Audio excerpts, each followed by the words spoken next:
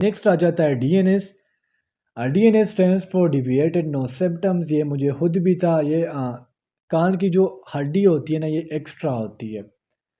तो मुझे तो खुद सीएमएच में रेफ़र किया गया था, लेकिन जब उन्होंने स्पेशलिस्ट ईएनटी स्पेशलिस्ट होता है, आई नोज़ एंड थ्रोट स्पेशलिस्ट, जब उन्होंने मुझे चेक किया तो बगैर ऑपरेशन के उन लोगों ने मुझे फिट कर दिया था। तो बगैर ऑपरेशन को भी आपको फिट किया जाता है या आपका ऑपरेशन करके भी फिट किया जा सकता है। बिस्मिल्लाहिर्रहमानिर्रहीम। अस्सलामुअलैकुम। आज की वीडियो में इंशाअल्लाह हम पाकिस्तान नेवी फाइनल मेडिकल को तफसील के साथ डिस्कस करेंगे।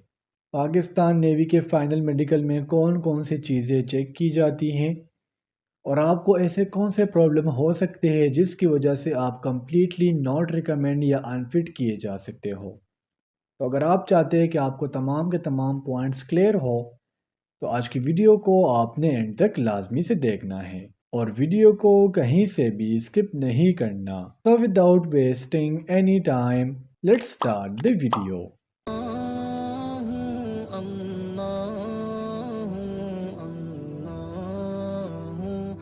जब भी फाइनल मेडिकल स्टार्ट किया जाता है तो ये हमारे पास इनिशियल मेडिकल और फाइनल मेडिकल दोनों का हिस्सा है कि आपके आई साइट चेक की जाती है।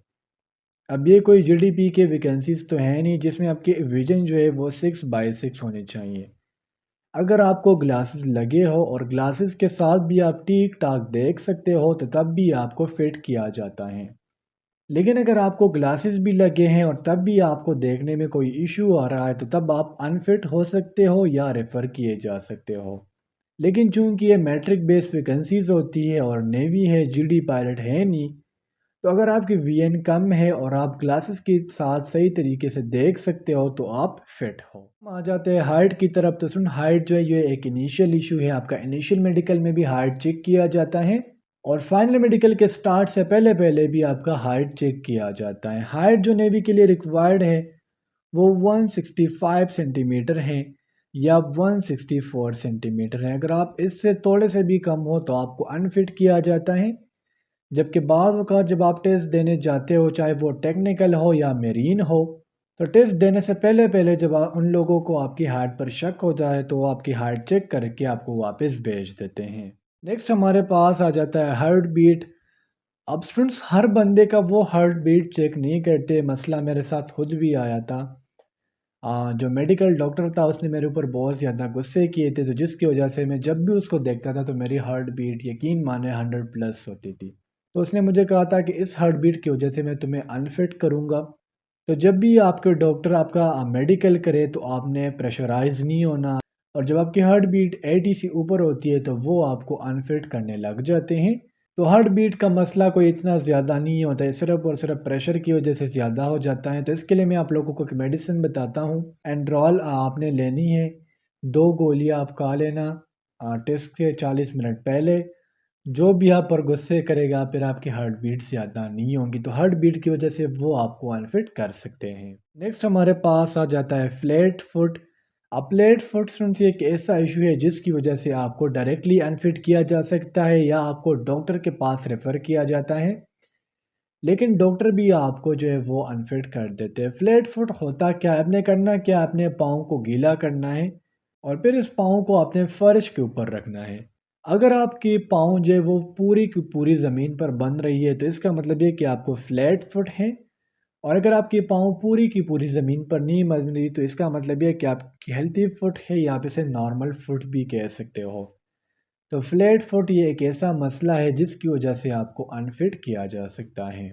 नेक्स्ट हमारे पास आ जाता है नी नोक। अब नी नोक बहुत ज़्यादा स्टूडेंट्स को होता है लेकिन इसकी वजह से आपको अनफिट नहीं किया जाता। अब यहाँ पर क्वेश्चन ये राइज होता है कि नी नॉक इतना ज़रूरी क्यों है? बेसिकली स्टूडेंट, जब भी आपको नी नॉक हो तो आप भाग नहीं सकते।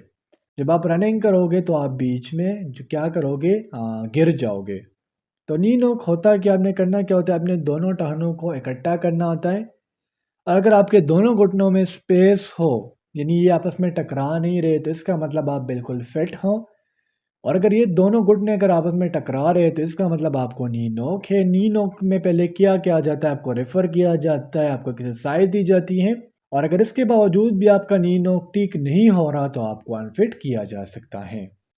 नेक्स्ट आ जाता है ओवरवेट। तो फ्रेंड्स ओवरवेट का मसला कुछ यूँ है, अगर आपका वेट जो है वो 80 से अबव है, 85 है, 82 है, 83 है, तो आपको 2 से लेके 3 मंथ्स तक टाइम दिया जाता है जब तक आपका रिज़ल्ट नहीं आ जाता।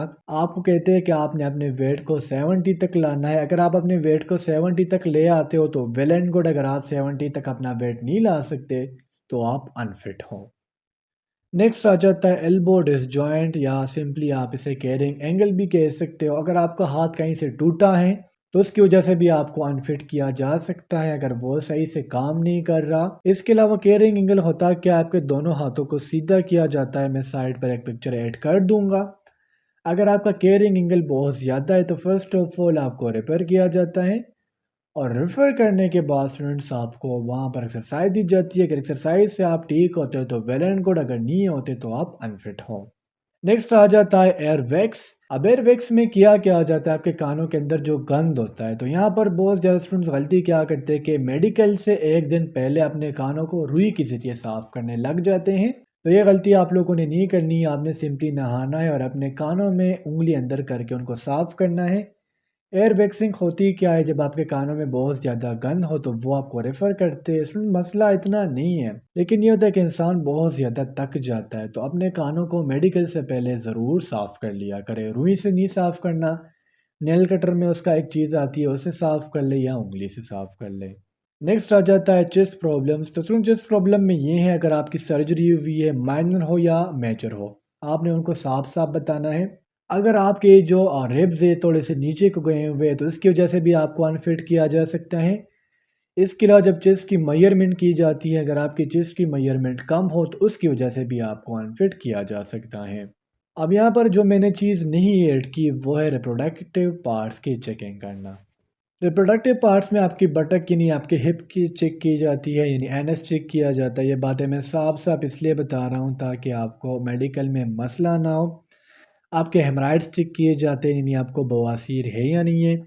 इसके अलावा आपकी पेनिस चेक की जाती है, आपके टेस्टिस चेक की जाती है, और आपका स्क्रोटम, यानी आपके टेस्टिस एबनॉर्मल तो नहीं है, या अगर आपके टेस्टिस की कोई ऑपरेशन हुआ है तो उसकी वजह से भी आपको अनफिट किया जा सकता है। तो स्टूडेंट्स ये था आज का हमारा पाकिस्तान नेवी का फाइनल मेडिकल। स्टूडेंट्स इसके अलावा भी अगर आप लोगों को कोई भी कन्फ्यूजन हो तो आप मेरे से मेरे व्हाट्सएप नंबर रब्ता कर सकते हो। मैं दूसरे यूट्यूबर्स की तरह नहीं हूँ कि आप उन लोगों को मैसेज करोगे और वो आपको रिप्लाई नहीं देंगे।